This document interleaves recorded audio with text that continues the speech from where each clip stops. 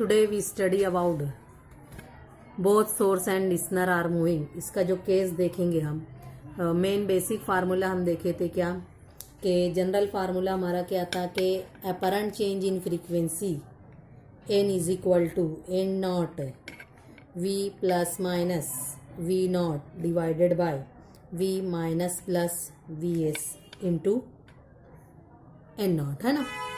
ये फार्मूला है। इस फार्मूले को हम ऐसे भी लिख सकते हैं कि n a is equal to n v plus minus v naught divided by v minus plus v s. इस फार्मूले को भी इस तरीके से लिखा जा सकता है, यानी इसको एन से बनाओ या एन ए से बताओ, अपरेंट चेंज इन फ्रीक्वेंसी। तो अब यहाँ पर ये बताएंगे कि अगर अपर साइन प्लस है या अपर साइन हमारी प्लस है और डिनोमिनेटर में हमारा माइनस है, यानी ऊपर प्लस और नीचे माइनस है, तो ये क्या इंडिकेट करेगा कि source and listener move along the line joining the two towards each other, towards each other. और दूसरा केस क्या लेंगे कि अगर ऊपर का माइनस और नीचे का पॉजिटिव लेंगे, तो ये क्या आएगा, ऊपर का माइनस और नीचे का पॉजिटिव, तो ये बताएगा away from each other, away from each other, away from each other. तो हमारा जो केस बनेगा वो कैसे फार्मूला बनेगा, तो पहला केस हम बनाएंगे कि जो हमारा लिसनर है, लिसनर अगर रेस्ट पे, लिसनर इज एट रेस्ट, तो वी नॉट हमारा क्या हो जाएगा, zero. Source is moving, source is moving towards the observer, या हम कह लेंगे लिसनर, लिसनर की तरफ बढ़ रहे, यानी ट्रेन किधर जा रही है, लिसनर की तरफ। देन द अपरेंट फ्रीक्वेंसी जो है वो साउंड क्या होगी, हमारी इंक्रीज होगी। तो साउंड इंक्रीज होगी तो उसको बताएंगे n a is equal to v upon v minus v s into n, क्योंकि ये एक टर्म तो हमारी क्या हो जाएगी, ज़ीरो हो जाएगी, तो ऊपर क्या बचेगा वी, और इंक्रीजिंग है यानी ये वैल्यू कम होगी तो हमारी फ्रीक्वेंसी क्या होगी, बढ़ेगी। ये वैल्यू बढ़ेगी कब, यानी आवाज़, ट्रेन हमारी तरफ आ रही है, आवाज़ बढ़ रही है, तो ये वैल्यू को क्या कम करना पड़ेगा हमको, कम कम करेंगे, यानी यहाँ पे क्या है, साइन आएगी माइनस। ऐसा ही दूसरा केस हमारा क्या बनेगा, दूसरा फार्मूला कि source is moving away from the observer, source is moving away from observer, यानी लिसनर से, यानी ट्रेन हमसे जो है वो क्या हो रही है, दूर हो रही है, तो जाहिर सी बात है जो फ्रीक्वेंसी है, साउंड है, वो क्या होगी, डिक्रीज होगी। साउंड डिक्रीज होगी तो इसके लिए लिखेंगे हम n a is equal to v upon v plus v s into n. Frequency हमारी क्या हो जाएगी, कम हो रही है, ये कम हो रही है तो इसको क्या करना पड़ेगा, बढ़ाना पड़ेगा। तो इस तरीके से हमको फार्मूला जो है वो चेंज करते हुए आना चाहिए। कई फार्मूला चेंज होता है और उसका एप्लीकेशन हम देखेंगे डॉपलर इफेक्ट का, तो डॉपलर इफेक्ट के एप्लीकेशन बहुत है। डॉपलर इफेक्ट एप्लीकेशन, तो एप्लीकेशन में पहला एप्लीकेशन क्या आएगा, it is used in Doppler sonography, Doppler sonography. Ultrasonic waves जो होती है वो क्या होती है, रिफ्रैक्ट होती है from the body tissue and can give the information about the rate of flow of various fluid including blood. तो इसका एप्लीकेशन हो गया। सेकंड है कि ट्रैफिक पुलिस भी है जो इसको यूज़ करती है, ट्रैफिक पुलिस यूज़ करती है किसको, स्पीड गन को।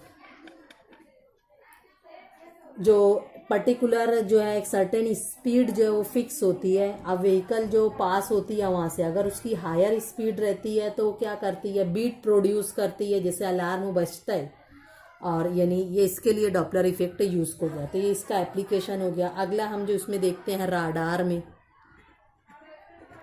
एरोप्लेन है और कोई ऑब्जेक्ट है जो सिग्नल्स को भेजता है, रेडियो वेव्स को भेजता है, जिससे हम यानी राडार में भी इसका यूज़ किया जाता है। अगला है जो हम इसको देखेंगे कि रोटेशन ऑफ सन,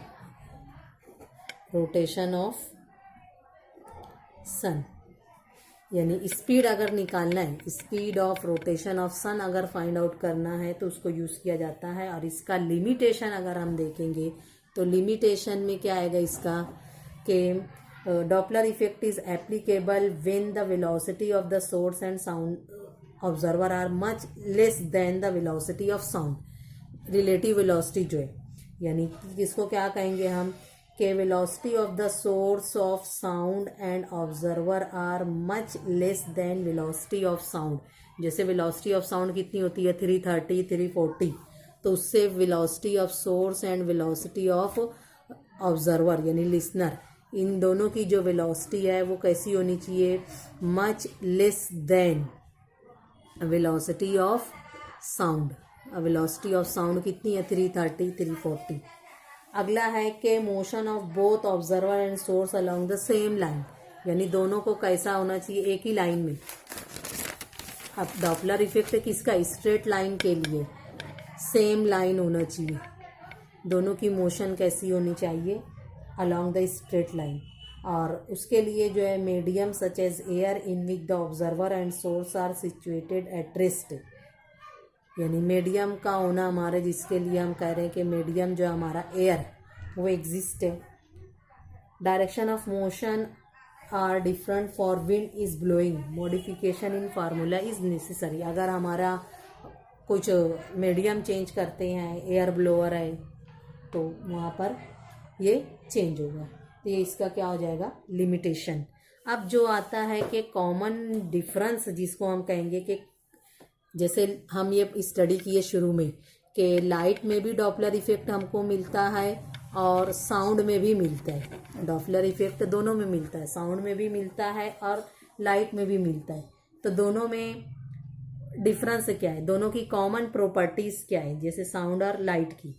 तो पहली प्रॉपर्टीज क्या है कि wherever there is a relative motion between source और observer the frequency is different than the emitted frequency. जो उसकी डेफिनेशन है, जिसको हम पहले कहेंगे कि डेफिनेशन वाला जो पॉइंट है वो है। दूसरा है कि recorded frequency is higher, recorded frequency is higher, recorded frequency is higher. किससे हायर होगी, there is a relative approach then emitted frequency if there is a relative approach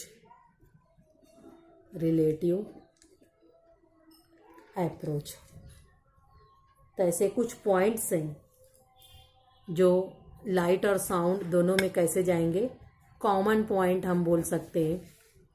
और जो डिफरेंस था कि मेजर डिफरेंस क्या है कि साउंड और लाइट दोनों में डॉपलर इफेक्ट है, लेकिन उसके लिए उसका कुछ मेजर डिफरेंस भी है कि डॉपलर शिफ्ट जो है फॉर साउंड के लिए और डॉपलर शिफ्ट जो है वो लाइट के लिए अलग अलग होते हैं। तो इस तरीके से ये इसके मेजर डिफरेंस भी आएंगे।